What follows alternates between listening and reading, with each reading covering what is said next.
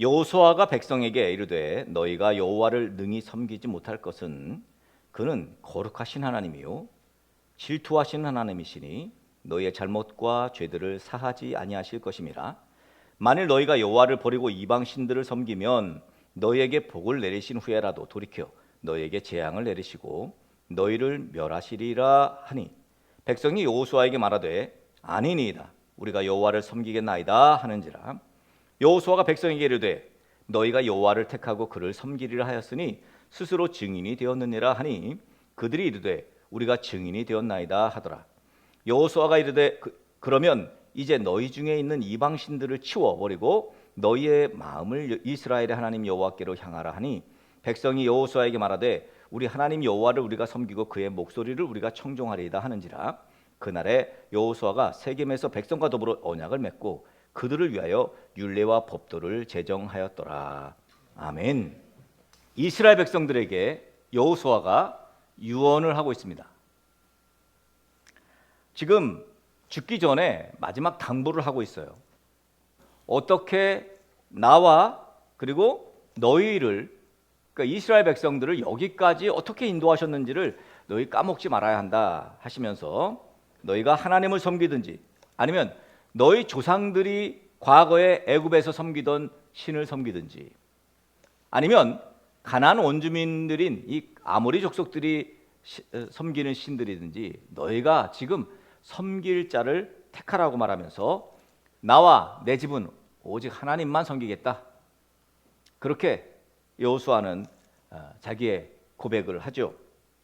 그러자 백성들이 어떻게 얘기합니까? 우리가 여호와 하나님 외에 다른 신을 절대로 섬기지 않겠습니다. 오직 하나님만 섬기겠습니다. 이스라엘 백성들이 그 고백을 한 다음에 오늘 본문의 말씀이 시작되는 거예요. 뭐라 그래요? 지금 16절과 18절에 보면 결단코 여호와를 섬기겠다고 강력하게 자신들의 의지를 표현하고 있는 이스라엘 백성들. 근데 오히려 여호수아가 이스라엘 백성들에게 너희는 하나님만 섬길 수 없을 거야. 응? 너희는 하나님을 제대로 섬기지 못할 거야. 그렇게 말을 합니다. 웬만하면 제가 하나님만 섬기겠습니다. 그러면 그래 잘해. 열심히 해. 뭐 이렇게 해야 되는데 너희는 하나님만 섬기지 못할 거야. 그렇게 단언합니다. 아니 다른 신들을 섬기지 않고 오직 하나님만을 섬기겠다고 다짐하고 지금 결단하고 있는 그리고 약속까지 하고 있는 지금 이스라엘 백성들에게 여호수아가 꾸짖듯이 단호하게 너희는 하나님 안 섬길 거야. 이렇게 말하고 있는 이 소리를 도대체 왜 하는 걸까요? 조금 이 부분이 좀 생뚱맞습니다. 유추해 보건대 뭐 구체적인 이유는 나오지 않습니다만 그러나 오늘 말씀을 쭉 읽어보니 여호수아는 아마도 출애굽 이후에 광야와 지금 가나안 땅에서의 이스라엘 백성들이 하나님 앞에 어떻게 불신앙했는지 그리고 하나님께서는 그 불신앙의 대가로 어떻게 진노하셨는지를 너무도 잘 알아요. 끊임없이 범죄하는 이스라엘 백성들. 익히 여호수아는 이들이 하나님만을 섬길 수는 없을 것 같다는 것을 알았겠죠.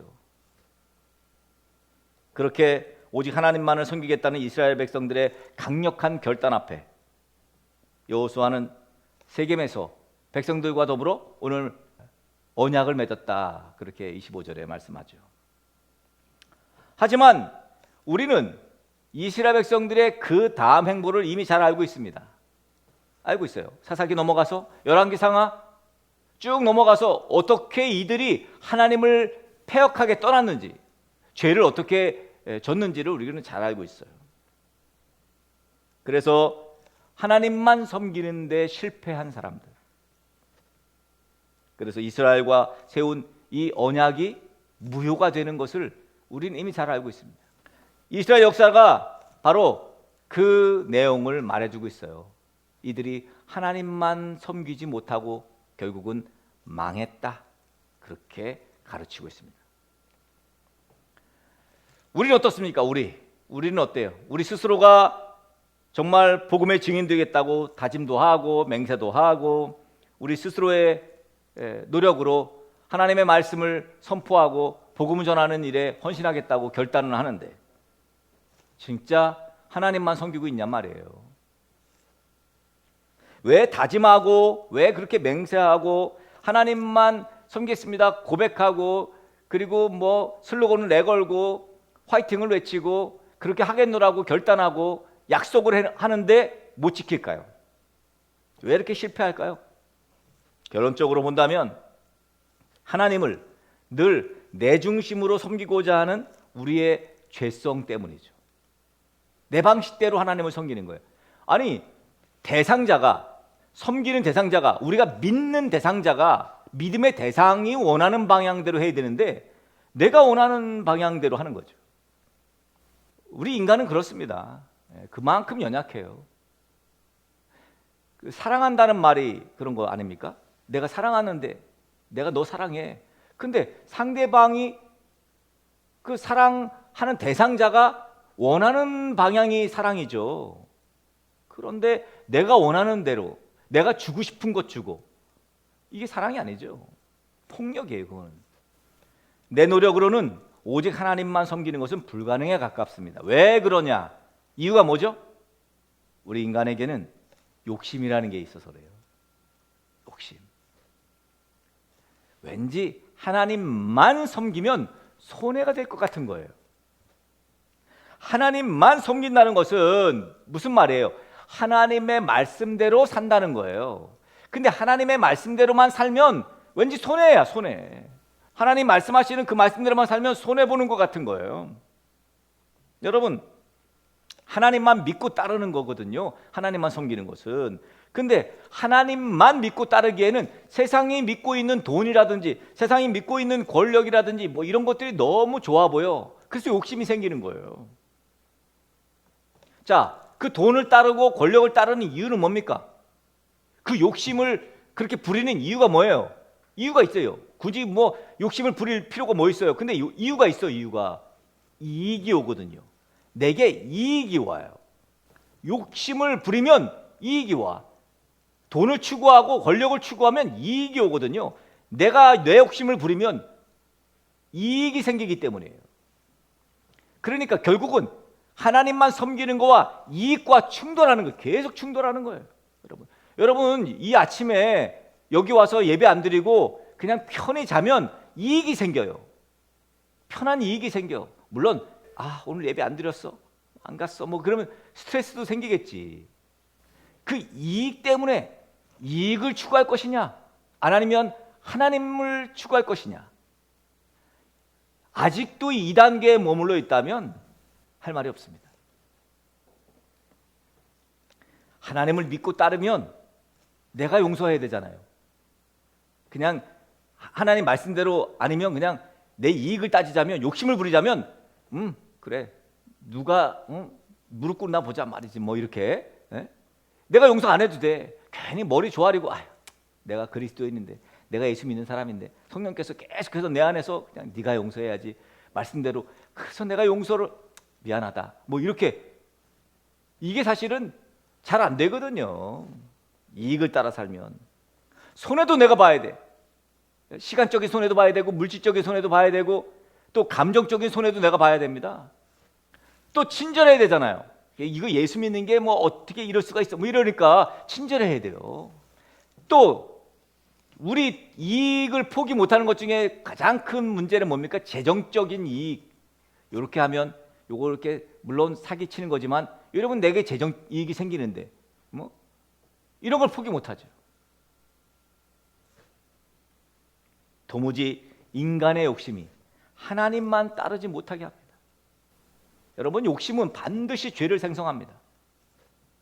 죄 짓고 또 죄 짓고. 왜냐하면 욕심을 부려야 되니까 또 욕심 부리고, 거기에 이익에 관계된 욕심을 또 부리고 되면 그러면 결국 죽는 거예요, 결과적으로. 그렇다면 하나님만 섬기는 것은 도대체 어떻게 해야 되냐고, 어떻게 해야 가능해지냐고요. 첫 번째는 여러분, 내가 할 도리를 다 해야 돼요. 내가 할 도리. 그 시작은 하나님이 우리를 당신의 아들, 독생자 아들을 주시기까지 사랑하신 것처럼 우리도 하나님을 사랑해야 한다는 거예요. 내가 할 도리는 뭐예요? 하나님 사랑하는 거예요. 성경에는요, 여러분, 교회 나오라는 성경 구절 없어요. 아쉽게도 교회 열심히 나오라는 성경 구절이 없습니다. 성경에는 밥 먹을 때 기도하라는 요구도 없습니다. 그렇다면 성경을 많이 읽어라 이런 건 있을까요? 없어요. 그저 성경은 우리에게 요청하고 있는 게 단 하나, 성경이 요청하는 거 뭐예요? 너희가 마음을 다하고 너희가 목숨을 다하고 너희가 뜻을 다하여 주 너의 하나님을 사랑하라. 성경이 우리에게 요구하는 거는 열심히 주일날 나와서 예배드려라, 성경 많이 읽어라, 11조 하라고 나와 있네.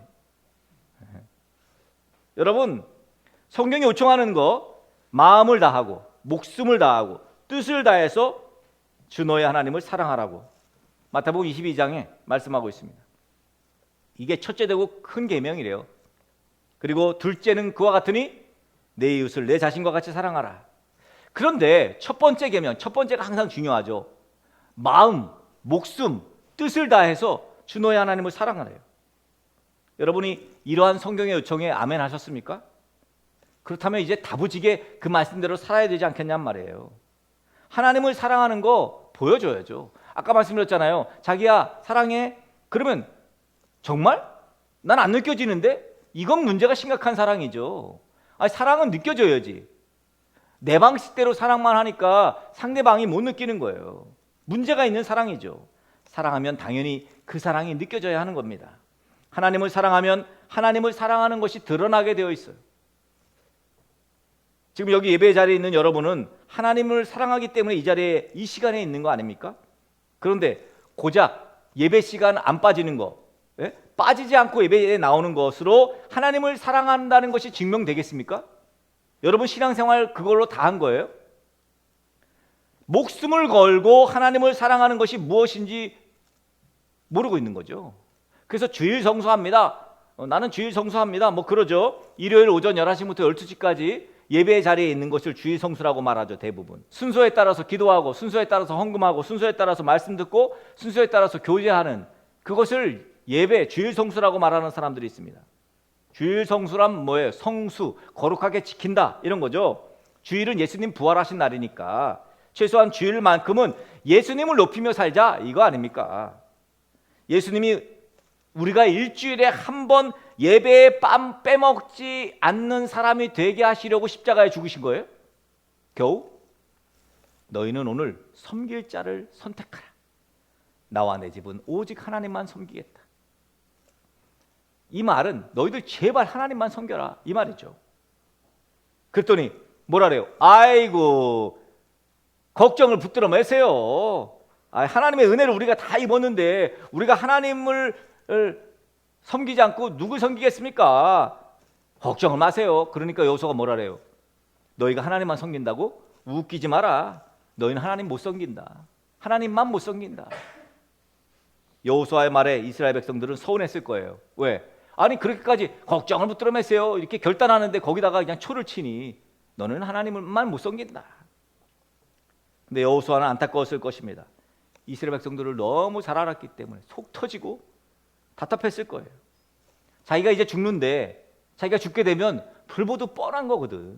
그저 일요일 아침에 그렇지 않아도 피곤한데 1시간 예배당에 앉아 예배하는 것으로만 대단한 일을 한 것처럼 여기는 그러한 종교인들, 예수님 믿는 것이 그것으로 충분하다고 생각하는 사람들, 그 정도면 네 마음을 다하고 목숨을 다하고 뜻을 다하여 주 너의 하나님을 사랑하라 이것에 부합되고 있는가 여러분 생각해 보셔야 됩니다. 내가 정말 목숨을 다하고 또 마음을 다하고 뜻을 다해서 하나님을 섬기고 있는가, 사랑하고 있는가. 여러분 우리는 하나님을 사랑하되 보통으로 사랑해서는 안 되는 사람들이에요. 제가 지난해 이 말씀을 드린 것 같아요. 똑같은 말씀을. 하나님께 마음을 다한다는 것이 무엇인지 제가 여러분 가르쳐 드렸잖아요. 하나님께 내 마음을 다한다는 게 뭔지. 그게 뭐라 그랬어요? 하나님께 내 마음을 드린다는 거, 내 마음을 다하여 하나님을 사랑한다는 것이 무엇인지. 내 마음을 다하고 목숨을 다하고 뜻을 다하고 하나님을 사랑한다는 것은 하나님을 사랑하는데 내 마음을 다 써버려서 다른 것에, 다른 일에 더 이상 쓸 마음이 없어진 상태를 말합니다. 하나님한테 다 줘버려가지고 다른 데에 줄 마음이 없는 상태가 바로 목숨을 다하고 마음을 다하고 뜻을 다해서 하나님을 사랑하는 거예요. 그러니까 하나님께 우리의 시간과 우리의 에너지를 다 쏟아서 다른 것들을 탐닉할 여력이 없어. 그런 상태를 말합니다. 근데 우리는 어떻습니까? 만약 우리가 하나님을 사랑하지도 않으면서 아무런 가책도 못 느끼고 있다면 이건 심각한 수준이죠. 여호수아는 이런 이스라엘의 수준을 이미 잘 알고 있었던 겁니다. 어떻게든 알아차리게 하려고 유언에 심혈을 기울이고 있는데 이스라엘 백성들이 말귀를 못 알아들어요. 그래서 뭐라 그러겠어요? 아이고 저 노인네 또 잔소리네 저거. 죽을 날 가까웠으면 좀 고이 갈 것이지 뭐 저렇게 잔소리를 해대. 지금 시대가 어떤 시대인데 고리타분한 이야기만 하는 거야. 자기들이 얼마나 우상숭배에 깊이 빠져 있는지도 모르고 사태의 심각성을 모르고 있는 거죠. 심지어 자기들이 대단히 잘하고 있다고 생각하고 있는 거예요. 내가 11조도 합니다 말이지. 내가 새벽기도 한 번도 안 빠집니다. 하루도 안 빠지고 나옵니다. 그러면서요. 내가 구제도 하고 전도도 하거든요. 여러분 그럼 된 것입니까? 아직 멀었습니다. 정작 하나님께 드려야 하는 마음과 목숨과 뜻은 전혀 안 드리고 다른 것만 투자하고 있지는 않습니까? 우리 인간이 그만큼 완고해요. 완고해. 그렇게 성경이 반복해서 말하는데도 듣질 않아요. 목사를 통해서 또 정말 다양한 상황과 환경을 통해서 하나님이 계속 말씀하세요. 여러분 계속 말씀하십니다.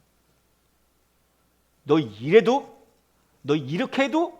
이렇게 말씀하시는데 듣질 않아요. 깨어있질 않으니까. 어떤 여자에게 교제하는 남자가 있었습니다. 그런데 엄마가 보기에 이 남자가 문제투성이에요. 정말 문제가 많은 남자인 거예요. 엄마가 보기에. 여러분 엄마가 보는 관점이 있어요. 근데 이 딸은 어때요? 엄마가 보니까 생활력도 없고 말만 번지르하게 하고 그래서 딸에게 계속 얘기하죠. 아닌 것 같아. 너 생각을 다시 해봐. 딸이 뭐라 그래요? 완고하게 엄마 말을 안 듣습니다. 엄마는 오빠를 뭘 한다 그래. 엄마는 지금 색안경을 끼는 까는 거야. 생활력이 문제없어. 이러면서 고집을 부리고 때를 씁니다. 아무리 설명을 하고 설득을 해도 한사코 결혼하겠다고 고집을 하죠. 결국 자식 이기는 부모가 어디 있어요? 결혼을 허락합니다. 그런데 결혼 전에 엄마가 이야기했던 그 문제들로 인해서 계속 다투고 계속 싸웁니다. 결국 딸과 결혼한 남편 사이에 이혼 이야기가 나올 때야 드디어 딸이 엄마한테 따지기 시작합니다. 자기는 분별력이 없어서 그렇게 결정했다지만 엄마는 그 남자를 알았으면서 도시락 싸가지고 말렸어야지. 그럽니다. 엄마는 억장이 무너지죠. 그렇게 말렸는데 내가 그렇게 말렸는데 야 이놈의 기집애야 그러면서 말렸는데 자기가 뭔가에 씌워서 엄마 말을 귓등으로도 안 듣고서 이제 와서 무슨 여러분 이때 나온 말이 자식이 왼수라는 말이 나온 거예요. 이때 오늘 우리는 하나님 앞에 이 완고함을 포기해야 합니다. 아무 소리도 들리지 않는 이익에 빠져서 욕심에 빠져서 아무것도 들리지 않는 그 완고함을 우리 하나님 앞에 포기해야 돼요. 하나님만 섬기겠노라고 하나님의 목소리만 듣겠노라고 그렇게 장담했는데 그게 잘 안 되잖아요. 여러분 우리는 그거 잘 안 된다는 걸 잘 알고 있어요. 그래서 우리는 두 번째 조건이 필요합니다. 우리에게 그것은 하나님의 도우심이 절실하다는 것입니다. 하나님께서 도와주지 않으면 하나님을 섬길 수가 없어요. 우리의 고백과 우리의 기도의 간절함의 제목은요, 하나님 도와주세요. 하나님의 도움이 절실합니다. 그건 어느 때이든지 어느 문제이든지 신앙의 문제를 떠나서 우리 가정의 문제라든지 내 모든 삶의 비전의 꿈의 문제의 모든 것에 하나님의 도우심이 절실하다는 것이죠. 하나님께서 도와주지 않으면 하나님만 섬기기 힘듭니다. 그것이 인간이에요. 설령 하나님께서 우리 인간의 욕심을 내려놓도록 도와주셔야 한다고 쳐도 그 도움을 내가 받지 않으면 여러분, 욕심의 크기보다 하나님 신뢰의 크기가 월등히 커지도록 그럼 돼요. 하나님이 우리를 그렇게 도와주시면 돼요. 하나님의 신뢰, 하나님을 신뢰하는 크기가 월등히 커지도록. 이것을 우리는 전문 용어로 은혜라고 그래요. 은혜. 네? 은혜. 그렇기 때문에 우리가 하나님을 능히 섬기기 위해서는 오직 하나님의 은혜가 필요합니다. 하나님과의 언약을 파기한 이 인간의 한계를 깨닫고 우리 죄를 사하시고 새 언약의 중보자가 되신 예수 그리스도만을 의지하는 믿음이 자꾸 커져야 되기 때문에, 그래서 우리는 하나님의 은혜가 필수예요. 하나님의 은혜는 성령 충만함이죠. 하나님이 주신 은혜는, 우리에게 주신 은혜는 성령 충만함입니다. 근데 우리는 자꾸 하나님의 은혜를 건강, 하나님의 은혜를 뭐 돈 잘 벌고 성공하는 것으로 자꾸 착각해요. 이게 잘못된 신학이에요. 오직 성령 충만함을 입어야 돼요. 하나님의 은혜를. 오늘 본문 23절에 뭐라 그래요? 너희 중에 있는 이방 신들을 치워버리고 너희의 마음을 이스라엘의 하나님 여호와께로 향하라. 우리 중에 있는 우상들을 치워버려야 돼요. 돈 같은 거, 이런 거 말이죠. 성공, 뭐 이런 이 우상들을 일단 치워버려야 합니다. 에베소 사람들처럼 세상 풍속을 쫓고 공중권세 잡은 자를 따르고 육체의 욕심을 따라 살던 삶을 치워버려야 돼요. 그리고 생명의 근원이 마음에서 나오기에 우리 잠언서 4장 24절 말씀처럼 마음을 지켜야 합니다. 하나님께로, 마음을 하나님께로, 그 마음을 하나님께로 향해야 돼요. 그 하나님의 말씀에 귀 기울이고 말씀대로 살려고 힘쓰고, 그러니까 이게 말씀대로 내가 지금 살고 있나를 점검해 봐야지. 그러니까 아니네, 내가 말씀대로 안 살고 있구나, 여기서 판단을 말씀대로 안 하고 있구나, 내가 선택을 말씀대로 안 했어. 여러분, 그것이 깨달아져야 합니다. 그러려면 애써야 돼, 노력해야 돼요. 수고로움을 아끼지 말아야 돼. 이 시간 세겜에서 언약으로 마무리하는 이 여호수아의 고별 설교를 통해서 우리에게 이 언약의 중보자 되시는 예수 그리스도 안에서 나와 내 집은 오직 하나님만 섬기겠다고 고백하는 그 다짐이 저와 여러분에게 있어야 합니다. 오직 하나님의 은혜, 오직 하나님의 말씀, 오직 믿음만을 구하고, 그 다음에 내가 할 도리 뭐죠? 하나님을 사랑하는 거. 그것도 마음과 목숨과 뜻을 다해 사랑하는 거. 하나님에게 내 마음을 다 줘서, 내 목숨을 다 줘서, 내 뜻을 다 줘서 다른 데 줄 게 없는 그런 상태가 되는, 그걸 우린 올인이라 그러죠. 올인하고 그 다음에 하나님의 도우심을 통해서 우리의 욕심과 우상을 내려놓고 충만해져서 성령으로 하나님만 섬겨서 오직 하나님께만 영광 돌리는 그런 참된 예수 그리스도의 증인들로 든든히 세워지기를 예수님의 이름으로 간절히 축복합니다.